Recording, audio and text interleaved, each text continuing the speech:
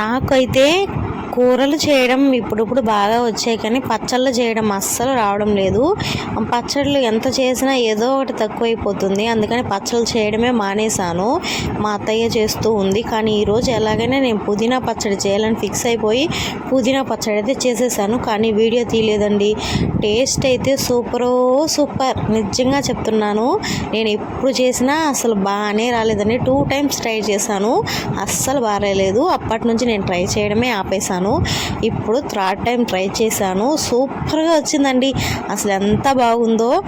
ఏం చేంజ్ చేశాను తెలుసా, నేను అప్పుడు ఫ్రై చేసే మొత్తం ఒకేసారి, అంటే ఫస్ట్ ఆయిల్ వేసుకొని ఇంకా ధనియాల మిరపకాయలు అన్నీ ఒకే దాంట్లో ఫ్రై చేసేదాన్ని.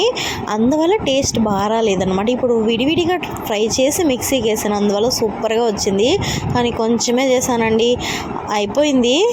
అయ్యో ఎక్కువ చేస్తుంటే బాగుండేది అనిపించింది. సరే అది పక్కన పెట్టండి. తర్వాత క్యారెట్ ఫ్రై చేశాను.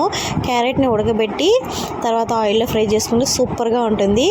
ఇంకా అన్నం అంతే అండి. ఈరోజు మా ఇంట్లో లంచ్ అయితే ఇదే పుదీనా పచ్చడి. బాయ్ లైక్ చేయండి.